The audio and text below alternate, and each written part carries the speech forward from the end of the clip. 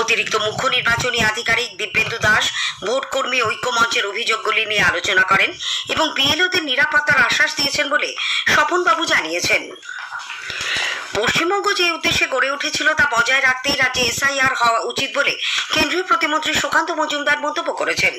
নতুন দিল্লিতে আজ সাংবাদিকদের প্রশ্নের উত্তরে তিনি বলেন, শুধুমাত্র ভোটের নিরিখে নয়, পশ্চিমবঙ্গ গড়ে ওঠার উদ্দেশ্য বজায় রাখতেই এসআইআর হওয়া প্রয়োজন। তার অভিযোগ, 2002-এর ভোটার তালিকার সঙ্গে বর্তমান ভোটার তালিকার যথেষ্ট অসঙ্গতি রয়েছে। 2002-এর তালিকায় যাদের নাম ছিল না, এখনকার তালিকায় তাদের নাম পাওয়া গেছে। এই তথ্যই প্রমাণ করে রাজ্যে এসআইআর হওয়া কতটা প্রয়োজন। ম্যাপিং মানে হচ্ছে 2002-এর সাথে বর্তমান যে ভোটার লিস্ট আছে সেই লিস্টকে মেলানো, যে সেই ব্যক্তিদের নাম কতজন আছে আর বা তাদের মা বাবার নাম কতজন আছে। অনেক সময় নতুন নাম ওঠে, তাদের মা বাবার নাম সেই সময় ছিল কিনা। তাতে দেখা যাচ্ছে অনেক জায়গাতে 55% ভোটারের মিল নেই, অর্থাৎ সেই ভোটাররা 2002-এ ভোটার লিস্টে ছিলেন না, তাদের মা বাবাও ছিলেন না। তাহলে এই নামগুলো কোথা থেকে এলো? এই তথ্যই প্রমাণ করে যে এসআইআরটা পশ্চিমবঙ্গের জন্য কতটা জরুরি। এদিকে বিজেপির রাজ্য মুখপাত্র দেবজিৎ সরকার আজ কলকাতায় এক সাংবাদিক বৈঠকে জানিয়েছেন, এসআইআর এর প্রক্রিয়া যত এগোচ্ছে তৃণমূল কংগ্রেস ততই অদ্ভুত আচরণ করছে। কোনো ভোটারের নাম তালিকা থেকে বাদ দেওয়া যাবে না বলে মুখ্যমন্ত্রী যে দাবি করেছেন, তার অর্থ বাংলাদেশি অনুপ্রবেশকারী, রোহিঙ্গা এবং মৃত ও স্থায়ীভাবে অন্যত্র চলে যাওয়া ভোটারদের নাম তালিকায় রাখতে হবে। এসআইআর হলে তৃণমূল কংগ্রেসের ভুয়ো ভোট বন্ধ হয়ে যাবে।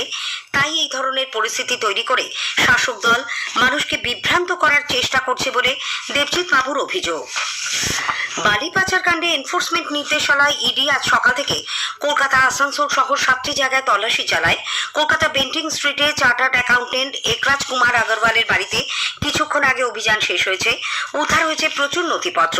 লালগড়েও সৌরভ রায়ের খাদানে তল্লাশি চালিয়ে অনেক নথি পাওয়া যায়। গোপীবল্লভপুরের অরুণ শেরাফের অফিস, আসানসোলে মনীষ বাগারিয়ার বাড়ি এবং মেদিনীপুর ও ঝাড়গ্রামে এখনো তল্লাশি চলেছে। আসানসোল থেকে উদ্ধার হয়েছে প্রচুর টাকা। স্থানীয় সংবাদ শুনছেন আকাশবাণী কলকাতা কেন্দ্র থেকে। ফিরে এলাম স্থানীয় সংবাদে। উত্তরবঙ্গের মানুষ প্রাকৃতিক দুর্যোগে চরম দুর্দশায় পড়লেও রাজ্য সরকার লোক দেখানো প্রচার নিয়ে ব্যস্ত বলে বিরোধী দলনেতা শুভেন্দু অধিকারী অভিযোগ করেছেন। তিনি আজ জলপাইগুড়ির ধূপগুড়ির বন্যা কবলিত গ্রাম পরিদর্শন করেন, কথা বলেন ক্ষতিগ্রস্ত পরিবারগুলির সঙ্গে। দুর্ঘটনায় মৃতদের পরিবারের হাতে আর্থিক সহায়তা বাবদ 2 লক্ষ টাকার চেকও তুলে দেন শুভেন্দু। বিরোধী দলনেতা এর আগে বাগডোগরায় সাংবাদিকদের বলেন, এই দুর্যোগে সরকার মানুষকে বাস্তব সহায়তা দিতে ব্যর্থ হয়েছে।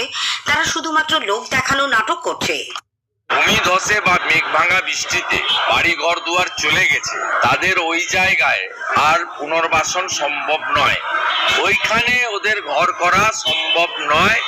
ওদের যেটা করা উচিত, যেটা মুখ্যমন্ত্রী করেছেন বলে আমার জানা নেই, ওদের মিনিমাম 2 কাঠা বা 5 ডিসমিল করে জমি দেওয়া উচিত।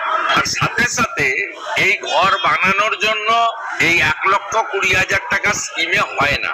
ন্যূনতম কাঠ এবং টিন দিয়ে ঘর বানাতে গেলেও 5 লক্ষ টাকা মিনিমাম এদের দেওয়া উচিত। রাজ্য সরকার উত্তরবঙ্গের পাশাপাশি এবার সব জেলা থেকেই প্রাকৃতিক বিপর্যয়ে ক্ষতিগ্রস্ত বাড়ির ব্যাপারে তথ্য তলব করেছে। পঞ্চায়েত দপ্তরের পক্ষ থেকে সংশ্লিষ্ট জেলা প্রশাসনের কাছে ইতিমধ্যে এই সংক্রান্ত তথ্য চাওয়া হয়েছে। প্রাকৃতিক বিপর্যয়ে যাদের বাড়ি সম্পূর্ণ ভেঙে পড়েছে, সরকারের পক্ষ থেকে তাদের 1,20,000 টাকা করে ক্ষতিপূরণ দেওয়া হবে। স্কুল সার্ভিস কমিশনের 2016 সালের পরীক্ষায় অংশগ্রহণকারী সিবিএসই বোর্ডের স্কুলে কর্মরত চুক্তিভিত্তিক শিক্ষক ও অনিয়মিত শিক্ষকদের অভিজ্ঞতার জন্য প্রাপ্ত 10 নম্বর কেন দেওয়া হচ্ছে না, সে ব্যাপারে এসএসসি-কে হলফনামা জমা দিতে বলেছে কলকাতা হাইকোর্ট। বিচারপতি স্মিতা দাসদের অবকাশকালীন বেঞ্চ এসএসসি-কে বক্তব্য জানানোর পাশাপাশি জেলার ডিস্ট্রিক্ট ইন্সপেক্টর বা ডিআই-কে নির্দেশ দিয়েছে কতজন স্থায়ী পদে নিযুক্ত তা আদালতকে জানাতে হবে। পুজোর ছুটি শেষে 10 দিন পর মামলার শুনানি হবে। ইডেনের রঞ্জি ট্রফি ক্রিকেটের ম্যাচে বাংলা উত্তরাখণ্ডের বিরুদ্ধে প্রথম ইনিংসে এগিয়ে গেছে। দ্বিতীয় দিনের শেষে বাংলা প্রথম ইনিংসে 61 রানে এগিয়ে। বাংলা যে 1 উইকেটে 8 রান নিয়ে দ্বিতীয় দিনের খেলা শুরু করে দিনের শেষে 6 উইকেটে 274 রান করে। গতকাল প্রথম দিন উত্তরাখণ্ডের প্রথম ইনিংস 213 রানে শেষ হয়। স্থানীয় সংবাদ শেষ হলো। পরের খবর 8টা 10-এ।